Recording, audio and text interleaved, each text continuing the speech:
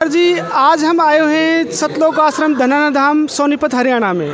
तो हम यहाँ पे ये 14 नवंबर से 16 नवंबर को दिव्य धर्म यज्ञ दिवस भंडारा चल रहा था, तो उसके लास्ट दिन आए हुए हैं और यहाँ पे जो भी भक्त आत्मा आई हुई हैं उनका अनुभव जानेंगे कि वो कैसा लगा। पूरा डिटेल जानेंगे आश्रम की कि वो हमको कैसा यहाँ का सारा व्यवस्था लगा और यहाँ पे क्या क्या चीज़ें जो आगंतुकों को कितनी अच्छी लगी, क्या उनका अनुभव रहा, वो बात करते हैं। तो आपको यहाँ की जो सारी व्यवस्थाएं उनसे अवगत कराते हैं। नमस्कार जी। सत साहिब जी, सत साहिब। सर, आपका नाम क्या है? मेरा नाम संजय दास है, मैं झारखंड से हूँ और मैं मालिक के धनाना धाम जो आया हूँ 17 अक्टूबर को आया हूँ यहाँ पे। और मालिक की असीम रजा और दया है जो कि यहाँ की व्यवस्था को मैंने देखा और मुझे सेवा करने की मौका मिली है और मैं उस समय से सेवा में हूँ। और मालिक की ऐसी दया हुई, सेवा करते करते हमें मोबाइल चार्ज का जो ये हमारा अभी डिवीज़न है जिसमें कि हमारे खेमचंद जी हैं और उन्होंने कहा कि आपको इसमें सेवा करनी है। मैं आज 15 रोज़ से इस सेवा में हूँ। ये बहुत ही अद्भुत सा महसूस होता है कि आज इतनी बड़ी व्यवस्था मालिक की दया से है। लगभग अभी तक में 8000 मोबाइल चार्ज के लिए लगाया जा चुका है, आप रजिस्टर कर देखोगे। और इतनी शांतिपूर्वक तरीके से और इतनी ही एक शालीनता और एक डिसिप्लिन के साथ सारे हमारे भक्त भाई लाइन में आए, लगाए और इतनी ही आनंद आई, इतनी ही तरीके से मैं भी सेवा करा। और एक मिनट आपसे ये पूछना चाहेंगे, सबसे पहले यहाँ पे जो आगंतुक आता है तो वो मोबाइल आपको देता है, तो उसकी शुरुआत से प्रोसेसिंग क्या होती है और लास्ट में उसका क्या प्रोसेसर होता है, वो पूरा प्रोसेसिंग बताएं सर। हमारे यहाँ जो सबसे पहले आगंतुक आते हैं हमारे चार्ज सेवा स्थल में, वो हमारे पास पहले आते हैं चार्ज कराने के लिए मोबाइल। उनके पास एक तो किन्हीं के पास चार्जर नहीं होती है, किन्हीं के पास चार्जर होता है, किन्हीं का चार्जर यहाँ के गुम भी हो जाता है। ये सारी चीज़ों को, सारी स्थिति को देखते हुए हमारे परमात्मा ने ये व्यवस्था रखी है कि जिनकी चार्जर गुम भी हो गई या फिर वो आने में उनके घर में छूट गए हैं, तो हमारे यहाँ पे करीबन 1000 कॉर्ड ऐसी है जो कि बगैर चार्ज वाले को चार्ज किया जा सकता है। दूसरी बात है कि जो चार्ज लेके आए हुए हैं वो चार्जर के साथ हमें देते हैं, वो उनकी एंट्री होती है, उनकी बाकायदे उन्हें टोकन दिया जाता है कि वो टोकन लें, वो नंबर उनकी होती है, वैल्यूबल होती है। उस वैल्यू से वो फिर 2 घंटे 4 घंटे के अंदर वो आके फिर जो अपना चार्ज को ले जाते हैं। इसमें किसी भी तरह का 1 रुपये 1 पैसे का भी फीस जो है किसी से नहीं लिया जाता है। ये बहुत बड़ी बात है। इतनी चार्जें, इतनी मोबाइलें इतनी शांतिपूर्वक तरीके से यहाँ पे इतनी व्यवस्थित तरीके से किया जाता है कि ये सोचा नहीं जा सकता है। कभी भी आप किसी भी एंट्री किसी भी नाम से किनके कब लगे हैं ये भी आपको यहाँ पे मालूम पड़ जाएगा। सर, सबसे बड़ा पॉइंट, मोबाइल अगर कोई चार्जिंग के लिए आपको देगा तो उसका क्या शुल्क होगा? अभी तो मालिक की दया से यहाँ पे किसी भी तरह का शुल्क नहीं लिया जाता है, वो फ्री में ही सारा जो है चार्ज किया जाता है। उसके ऊपर भी अगर आपके किसी भी भक्त भाई का यहाँ पे चार्ज अगर गुम हो गया, चार्जर नहीं है, तो हमारे मालिक के यहाँ जो व्यवस्था है उसमें करीबन हज़ारों कॉर्ड की चार्जर की जो है व्यवस्था है, जो कि वो फ्री में जो है बगैर चार्जर का उनका जो है मोबाइल को चार्ज किया जाता है। सर, मोबाइल चार्जर के लिए कंटिन्यू लाइट पावर होना चाहिए, सप्लाई होनी चाहिए, तो वो व्यवस्था 24 घंटे क्या यहाँ पे आश्रम में उपलब्ध होती है? मालिक की दया से यहाँ पे 24 घंटे बिल्कुल यहाँ पे लाइट रहती है, कभी भी जो है लाइट गुम होता ही नहीं है। ये बहुत बड़ी बात है, मालिक की बहुत बड़ी दया है। सर, कोई भी सरकार को देख लीजिए, किसी भी स्टेट की सरकार को देखें तो वहाँ पे भी कुछ समय के लिए लाइट कटती है। बिल्कुल। तो यहाँ पे ऐसी क्या व्यवस्था है जो कि लाइट कटती नहीं है, कंटिन्यू 24 घंटे लाइट रहती है? ये कई भक्तों से पता किया गया, या कई भक्त आते भी यहाँ पे हैं, वो कहते हैं कि पता नहीं यहाँ पे तो लाइट कभी गुम होती नहीं है।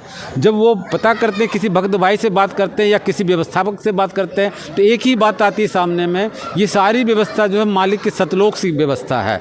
और यहाँ पे कोई इसका पता नहीं कर पाता है कि ये कंटिन्यू कैसे होती है, और एक ही इसका पता चलता है कि ये कंटिन्यूअस जो होता है व्यवस्था वो सिर्फ सतलोक में होता है। और ये इनकी भी कनेक्शन जो हमारी इस सतलोक आश्रम की भी व्यवस्था की जो कनेक्शन है मालिक के सतलोक से है, ये बिल्कुल प्रमाणित होता है कि चूँकि कंटिन्यूअस व्यवस्था होने के बाद, लाइन नहीं कटने के बाद यही समझा जा सकता है कि इनकी पावर हाउस कहाँ है, कभी कोई किसी भी तरह का व्यवधान नहीं होता है। ये बहुत बड़ी बात है। सर, आपसे एक बात ज़रूर पूछना चाहेंगे, हमारे दर्शक जानना चाहते हैं, उनकी इच्छा भी रहती है कि लाइट बनाने के लिए पैसा खर्च किया जाता है। ये कोई थर्मल प्लांट अगर बनाया जाएगा तो उसके लिए सबसे पहले पैसा खर्च किया जाएगा, तो इतना ये पावर, इतना ये पैसे की व्यवस्था, ये सब कैसे संभव है? इतना आपके आश्रम में देख रहे हैं आप, सब जगह लाइट चकाचौंध बना रहता है, हमेशा दिन रात लाइट उपलब्ध रहती है, रोशनी बनी रहती है। तो ये सब इतना पैसे की व्यवस्था कैसे हो पा रही है? ये बहुत ही अहम आपने सवाल किया है और अभी ये समय भी वैसा ही है। दिव्य धर्म जो अभी जो हुआ है, दिवस जो हुआ है, ये 600 साल पहले जो हुआ था, 3 रोज़ की जो हुई थी, उस समय कोई व्यवस्था इस धरती पे नहीं था। इस काल के लोग में कोई व्यवस्था नहीं थी, लेकिन 3 रोज़ की जो व्यवस्था थी वो अजूबा था, कंटिन्यूअस था। कोई भी चीज़ दिखता नहीं था कि कहाँ बन रहा है, कहाँ से लाइट आ रही, कहाँ पे जो है पकवान बनाए जा रहे, कहाँ पे मिठाइयाँ बनाई जा रही। आज वही स्थिति यहाँ पर धनाना धाम में या हमारे परमात्मा की दया से जो 10 सतलोक आश्रम है, बिल्कुल सेम टू सेम उसी तरह की व्यवस्था है। इस चीज़ को बिल्कुल ये प्रमाणित हो चुका है कि मालिक की व्यवस्था बिल्कुल सतलोक से आज उसी तरीके से चल रही है कि जिस तरह से आज से 600 साल पहले 3 रोज़ की जो वो काशी में जो व्यवस्था हुई थी, बगैर किसी तरीके का अगर ढूंढ के भी लोग उससे निकालते कि कहाँ पे पावर हाउस है, कहाँ पे भट्टियाँ लगी है, कहाँ पे खाना बन रहा है, कहाँ पे लड्डू मिठाइयाँ बन रही है, तो बिल्कुल पता नहीं चलता, वो खुद ब खुद होता था। यही मालिक की दया है, यही मालिक की बहुत बड़ी बात है सतलोक आश्रम की, और सतलोक से ही सारी व्यवस्था होती है। अगर आप सही बोल रहे होंगे तो हम किसी और अन्य सेवादार से बात करना चाहेंगे, उनसे भी हम जानना चाहेंगे कि क्या आप सही बोल रहे हैं, यहाँ सारी व्यवस्थाएं फ्री हैं।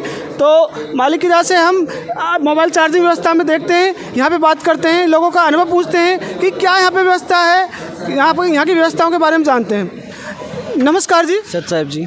सर, क्या आप ये मोबाइल व्यवस्था जो है यहाँ पे फ्री है? ये भगत जी बोल रहे हैं कि यहाँ पे सारी व्यवस्था फ्री है, तो क्या आपको भी यहाँ पे फ्री व्यवस्था मिली सब मोबाइल लगाने की, चार्जिंग की? फ्री व्यवस्था मिली है परमात्मा की दया से। तो सर, इसका क्या कारण है कि आप ऐसे फ्री व्यवस्था क्यों कर रहे हो? आज के टाइम में कहीं भी आप कोई भी आदमी जाता है तो कुछ न कुछ उसका चार्ज लिया जाता है, आपको फ्री व्यवस्था करने से क्या लाभ मिल रहा है?